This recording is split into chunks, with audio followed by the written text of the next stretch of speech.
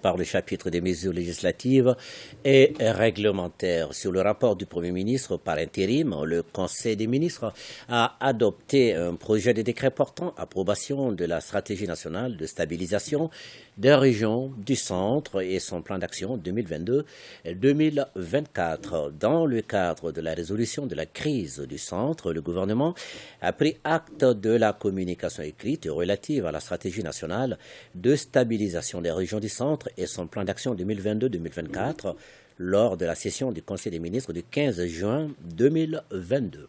Cette stratégie traduit la volonté des autorités de la transition d'avoir une approche holistique de la stabilisation des régions du centre. Elle vise à faire du centre une zone stable et prospère où les communautés se réconcilier entre elles-mêmes et vivent en harmonie avec leurs voisins.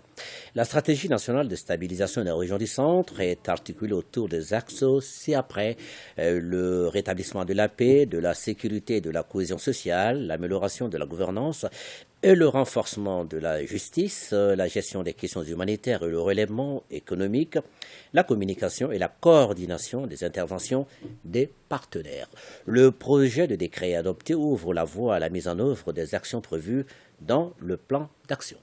Sur le rapport du ministre de la Justice et des Droits de l'Homme, garde des Sceaux, le Conseil des ministres a adopté un projet de décret portant acquisition de la nationalité malienne par voie de naturalisation. Les conditions d'acquisition de la nationalité malienne par voie de naturalisation sont prescrites par la loi numéro 2011-047 du 30 décembre 2011 portant code des personnes et de la famille.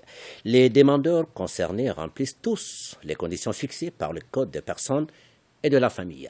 Le projet de décret adopté accorde ainsi la nationalité malienne par voie de naturalisation aux personnes ci-après Madame Sophie Taraka de nationalité burundaise, Monsieur Mohamed Ali Mustafa Badradine de nationalité guinéenne, Monsieur Komi Yekple de nationalité togolaise, Madame Ami Mireille Pogara de nationalité togolaise, Monsieur Komi Assimadi de nationalité togolaise.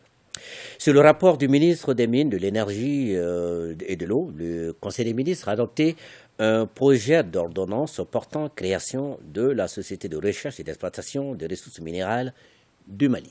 Le Mali dispose d'un vaste potentiel dans les domaines pétroliers et gaziers couvrant une superficie de 900 000 km².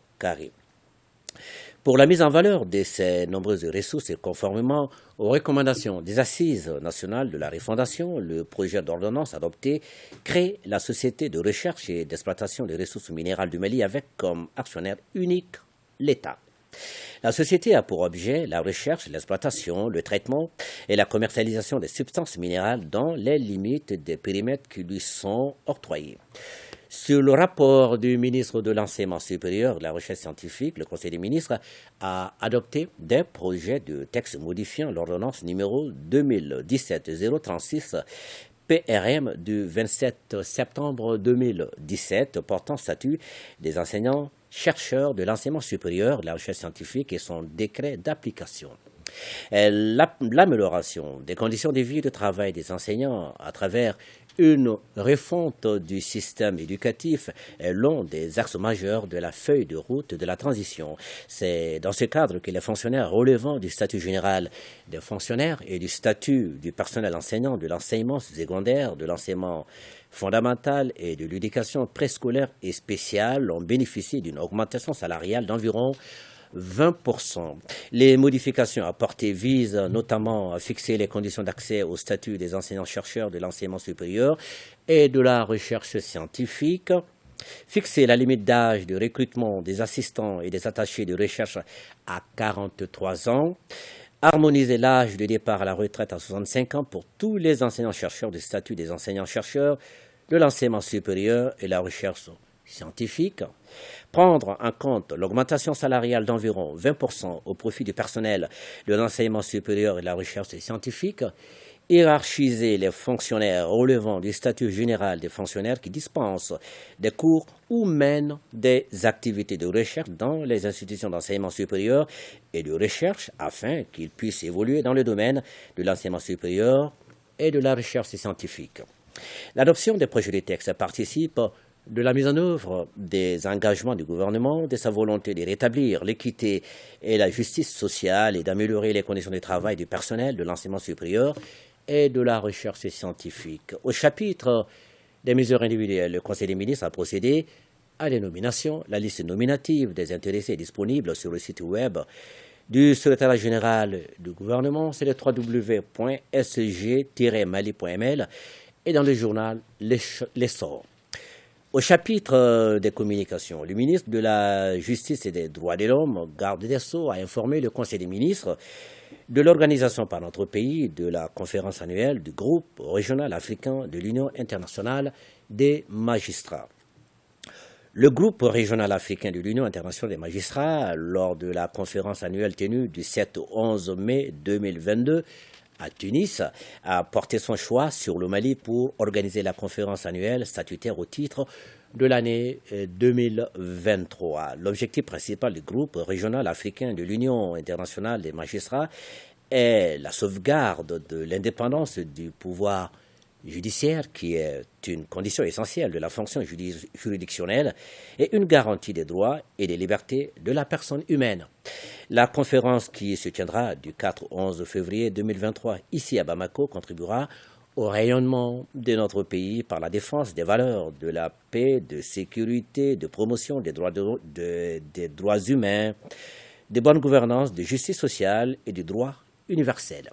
Le ministre de l'Éducation nationale a informé le Conseil des ministres des résultats obtenus à l'examen du baccalauréat session de juillet 2022 et du démarrage des cours de remédiation. La session de baccalauréat de juillet 2022 a enregistré la participation de 163 535 candidats répartis entre 424 centres.